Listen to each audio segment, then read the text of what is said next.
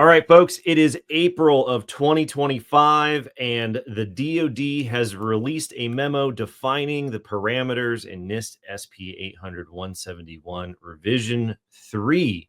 So the official memo is available at the CMMC resources page of the DoD CIO website, which we will link below if you'd like to follow along through this episode. You might be asking yourself, what the heck is an organizationally defined parameter? Why do I keep referring to them as ODVs whenever everybody else is referring them as ODPs? Or maybe you're asking yourself, why is the DoD releasing guidance for a NIST standard that won't be required anytime soon? Long story short, you don't have to comply with the new parameters or 171 revision 3 for probably 18 to 24 months, depending on how the rulemaking process plays out.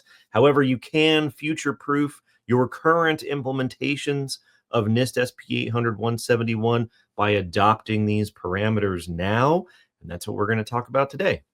Yeah, I mean, so finally, what I feel is the first ball to drop, right, in the process of us getting to the answer to that question of when exactly will CMMC reflect NIST 800-171 Revision 3. Well, we always talk about in rulemaking, they're not going to go through and make a rule about something that's not final yet, right? So why did they drop this memo before? Probably because it needs to be included in a rulemaking process, right, Jacob? Yep.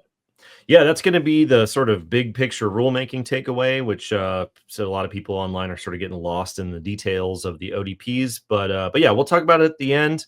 Let's just do a quick refresher on organizationally defined parameters so everybody's on the same page. So quick ODP crash course here. So back in July of 2024, after NIST had finished revising the new revision of SP 800-171, SP 800-171 Revision 3, we did a whole episode explaining what organizationally defined parameters referred to as ODPs are. So the big idea here is ODPs are not new. They are not new. They have been a defining characteristic, the defining characteristic of how NIST controls are written since SP 853 was originally published 20 years ago. So here's a quick example. If NIST said that the only way to control excessive logon attempts or unsuccessful logon attempts was to lock out the account after 3 unsuccessful logon attempts, that control would only work in very specific contexts where 3 unsuccessful logons would work, right? So what if your environment, what if your technology, what if your risk tolerance says 5 attempts is okay, or 15 attempts is okay, or 2 unsuccessful attempts is okay? When NIST was charged with creating the catalog of controls that we know of now as SP 853, the entire federal government was supposed to be leveraging this entire catalog of controls. And there were just too many variables in all the different deployments and contexts for them to prescribe specific parameters for every possible situation. So instead, they made the design decision to leave the parameters blank, and the various organizations that are selecting and implementing controls could tailor, as we've talked about many, many times on the show, they could tailor those parameters for their specific situation. So the organization that is using the controls gets to define the parameters. This might be called an organizationally defined parameter. Hey, we did it. We did it. We closed the loop, everybody. So quick note, when an organization picks one of these parameters, like 5 unsuccessful logon attempts is what we're picking, they are assigning a value to that variable, right? So technically, if you do your reading in 853, which you should all be doing, it's referred to as an organizationally defined value, an ODV. The ODP is referring to the blank space that needs to be filled in you're picking a value to fill it in. No one cares. I know no one cares, but technically by the book, that's what we're talking about. So DoD has selected their organizationally defined values that get plugged into all of the organizationally defined parameters in NIST SP 800-171 revision 3. Anyways, this control design, this period of this idea of having these blank variable spaces that need to get defined is probably the reason why NIST controls have stayed relevant for 20 years.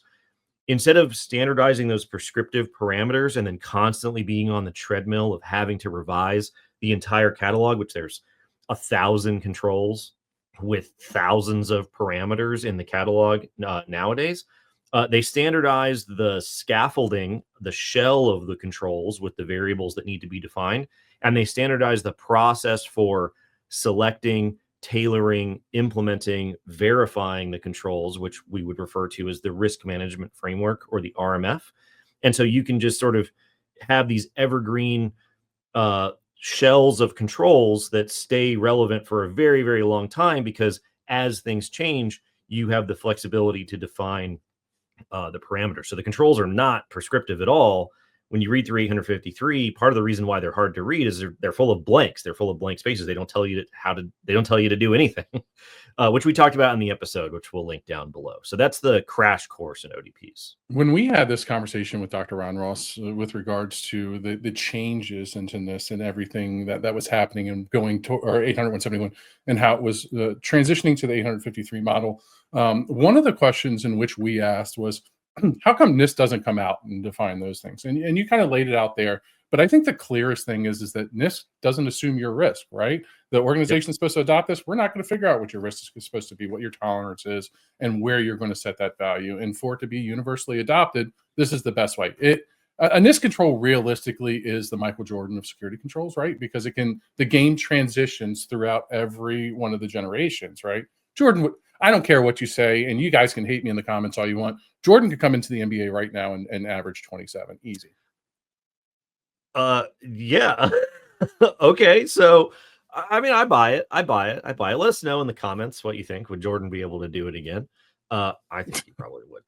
Anyways, let's talk about what does this have to do with 171? That's great. 53 ODPs, ODVs, blah, blah, blah, blah, blah. What does this have to do with the requirements for defense contractors? So here's a fun riddle, everybody. Gather around. If organizationally defined parameters are a fundamental part of NIST controls, and NIST SP 800-171 is directly derived from those controls in SP 853, then why aren't there any ODPs in SP 800-171 revision 2? Where did they go? I mean, if you look at NIST SP 800-170 or 172, it's also derived from 853, and there's ODPs in that document. So why aren't there any ODPs in 171 Rev 2?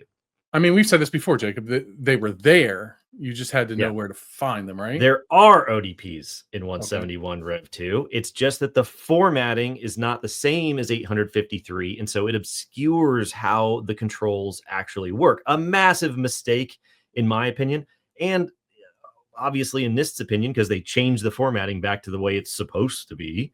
And so if you look in NIST SP 800-171A, as we have just emphasized to people for years, you'll see a ton of places where you need to define this, specify that, define this, specify that, all kinds of parameters that have to be defined by the organization, organizationally defined parameters. They're just not called that in NIST SP 800-171. Now, the trick here is that so far, for the last 10 years, the operative term here is you get to define what these things are in 171A. You get to specify, you get to pick the parameters. And so DoD has never released any guidance for the parameters in 171, 171A, because we did this weird mad like shell game thing where we're like, hey, there's not whoa, look at my thumb. There's not actually any ODPs in 171, which is ridiculous, right? So that ends essentially with NIST SP 800-171 revision 3. You know, if you zoom out on how this works by the book, that means that DoD has never finished the tailoring process for their requirements. I'm not a lawyer, but if I were going to argue this case, I'd be like, they did not follow the tailoring process for the requirements, which means the requirements are unfinished. So the basis for them holding me accountable for requirements at all doesn't really exist because they didn't tell me what the requirements are. This process has existed for 20 years. They were some of the original authors for how the process works. They never gave me the full parameters.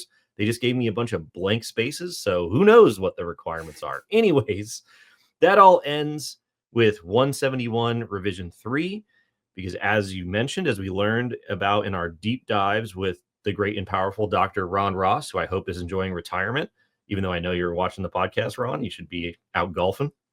The organization who defines these parameters is context dependent.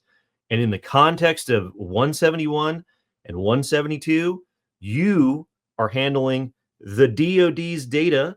So they're the ones that get to decide what parameters are acceptable because they're the data owner.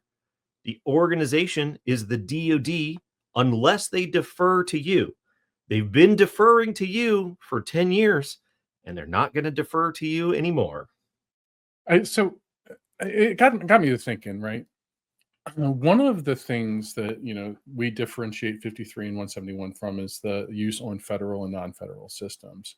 And maybe, just maybe, for the ease of flexibility when this was created, the reason that ODPs didn't make their way in initially is because they were like, well, this is the differentiating factor. And then they got out in the wild and they're like, yeah, you get to define this and you get to define this. And there was this huge debate about what the best practices are, or according to this contract or according to this contract. And nobody could figure out exactly what that best practice for their organization that they got to define was. And so the DoD or NIST, in this case was like, this was a huge mistake. We shouldn't have given you this much power, right? Like, and so now we need to. Why did you let us build bunk beds? Because that was a terrible mistake. This is the other thing too, is that I don't know, realistically how much cross comparison you've done to other places where ODPs are applied, but realistically, if you look at the FedRAMP baseline, it's kind of almost one off, right? In the same scenarios for the same thresholds, it seems to have the same exact value right there. Yeah, so, I mean, there's lots of examples. It's a good point. You can look at the FedRAMP moderate baselines where the government defines the parameters that need to go into these blank spaces. You can look at the CNSSI 1253 baselines where they define the parameters. This is the way that the NIST controls work. You take the controls out of the catalog that you want, which is a process of tailoring. The other part of tailoring is that you define the parameters for the controls that you pick. And only at that point do you have a fully fleshed out requirement. If you don't pick controls, you don't have any. If you pick controls and you don't define the parameters, there's nothing to implement. There's nothing to verify. It's a two-step process. Yeah, it's like one of those, we should have never gave y'all money situation, right? Because you don't know what to do with it. Like, Okay. So let's fast forward to 171 revision 3. So quick recap, we'll link to our coverage of 171 revision 3 in previous episode, which was, that came out almost a year ago. So there are 80 organizationally defined parameters in NIST SP 171 revision 3, and the DoD memo, drum roll, producer Dustin, drum roll in the background. The DoD defines all of them. They did not defer to you at all for what the parameters need to be for protecting the confidentiality of their data when you're handling it. So now, instead of, for example, requirement 3.1.8, invalid logon attempts, saying enforce a limit of an organizationally defined number of consecutive logon attempts by a user during an organizationally defined time period, now the requirement will say enforce a limit of at most 5 consecutive logon attempts by a user during a period of 5 minutes. That is the requirement. The cool part is that now we know what needs to be verified. Now you know what needs to be configured because the government is telling you what needs to be configured. The problem is if you don't like it, there's nothing you can do. Well, that's not true. We just talked about how to submit a variance request.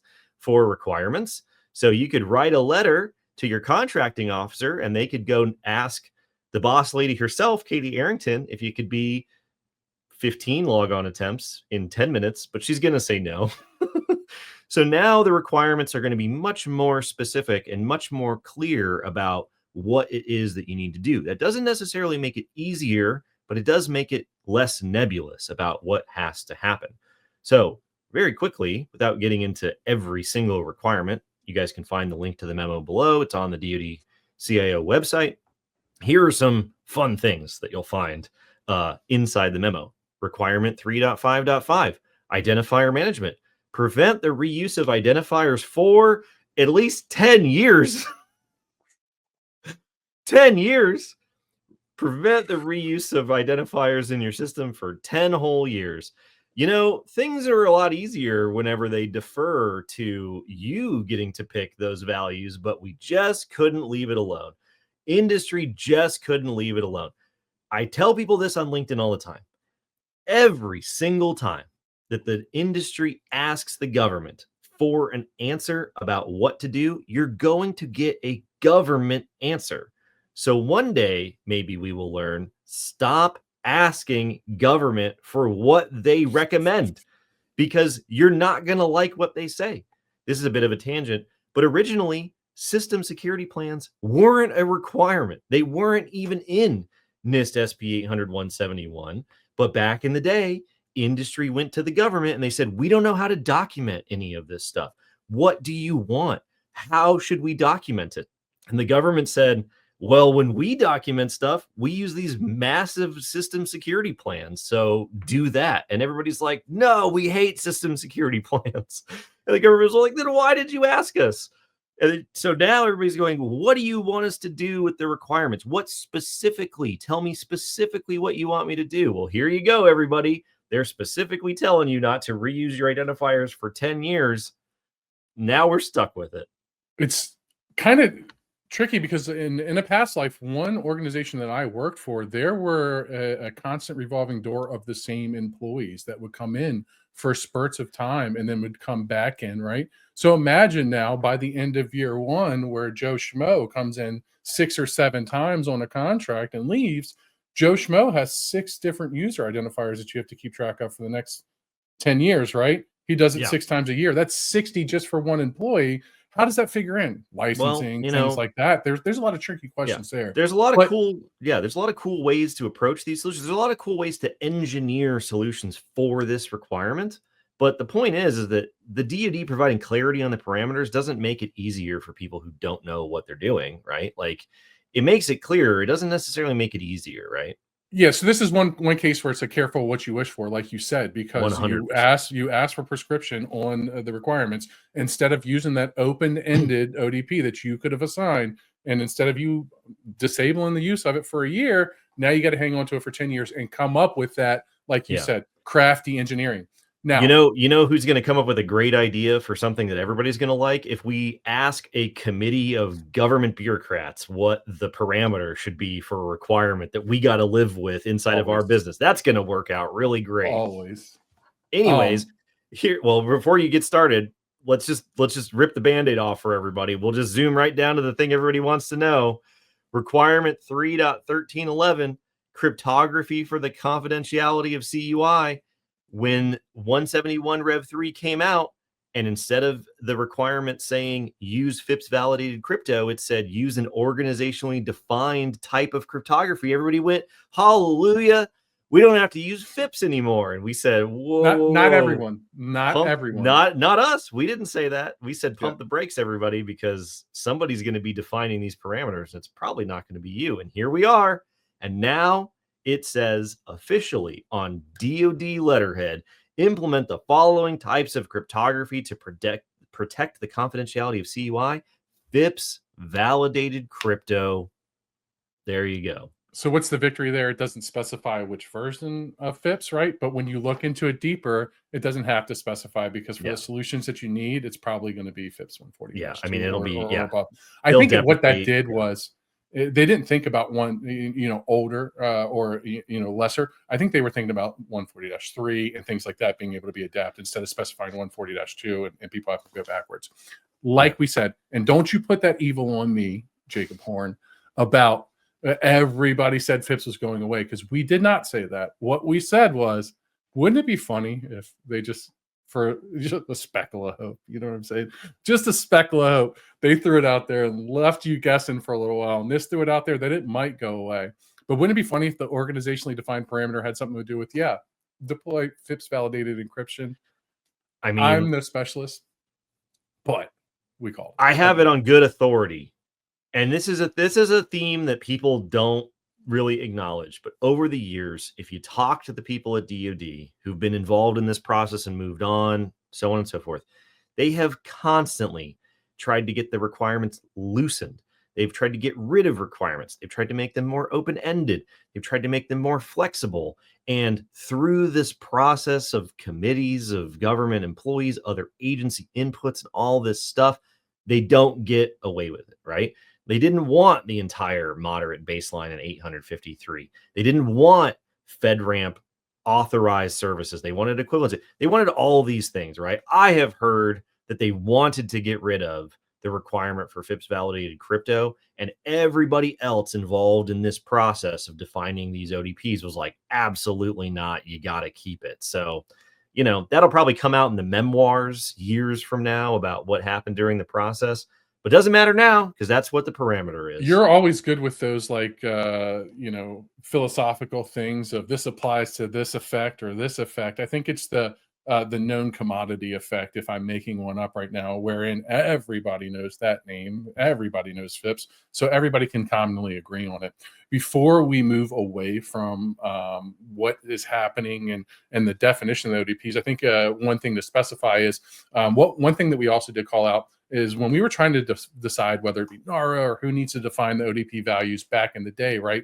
And I said the DoD is probably going to do a majority of the prescription within the values, right? And then they would leave some to the discretion of the organizations. And they still kind of did that, because we said that what they would do is that they won't tell you that you need to do this 3 times a year. They're saying that you need to execute this process, but you can't execute it outside of this certain amount of threshold, right? Must execute it within no more than annually or no less than annually or whatever it is, right? And so that happens about 2 or 3 times within the 80 ODPs that are there, but they defined them all. And that was a good call. It was just reading the tea leaves.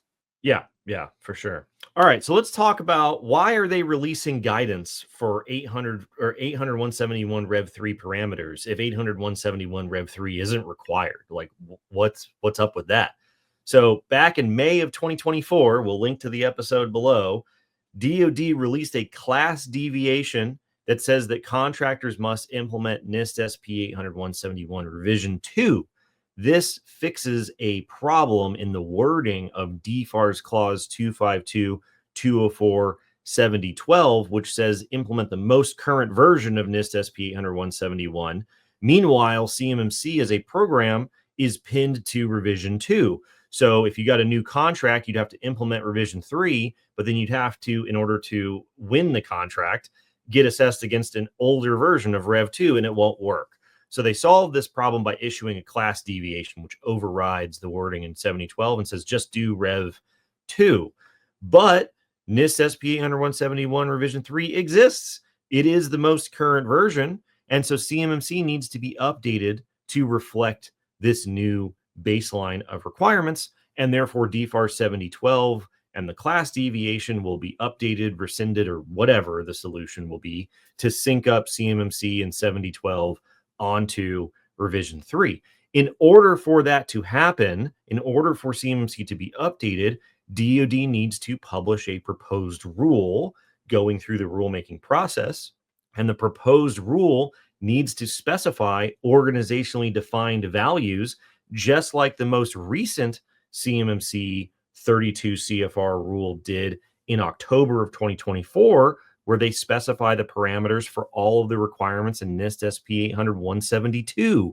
So we can think ahead to what the proposed rule will be for CMMC 3.0, if you will. And there's going to be a table in there that has all the requirements in 171 Rev 3 and all of the organizationally defined parameters specified in that list, just like we have for 172 in the current CMMC 2.0 regulation, if you will. So the publication of the memo is a very strong indicator that CMMC 3.0 rulemaking is humming along, right? There's tons and tons of stuff that happens in rulemaking prior to a proposed rule being published.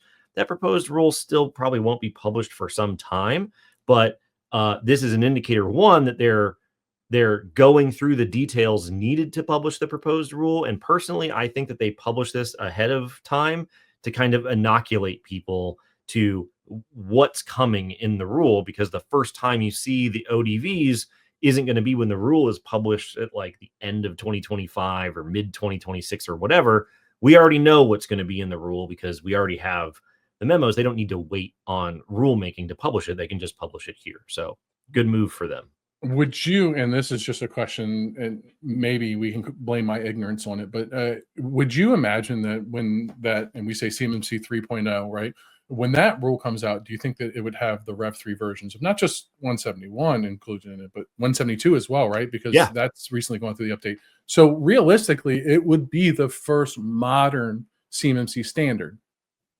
Yeah, I mean, it's debatable. People are like, well, this is an old standard and Rev 3 is the new standard, even though most of the controls are completely unchanged. So it isn't really all that different. But yeah, CMMC 3.0, the way things are going now, will have the organizationally defined values from the DoD for 171 Rev 3 and 172 Rev 3. And everything should be synced up. No previous versions here and new versions there, or backwards looking this or that. So it should all be on the same page. And that's what the memo indicates to me. Maybe we'll see a memo coming out where they update the ODVs for 172 Rev 3. Maybe they don't change at all because they just reuse the ones that are in the current rule. But anyways, just to wrap up here, right? So the final rule and the requirement to move to CMMC 3.0, 171 Rev 3 is still a ways away. But like I said, the memo is a clear sign that the rulemaking is happening and the rule is coming.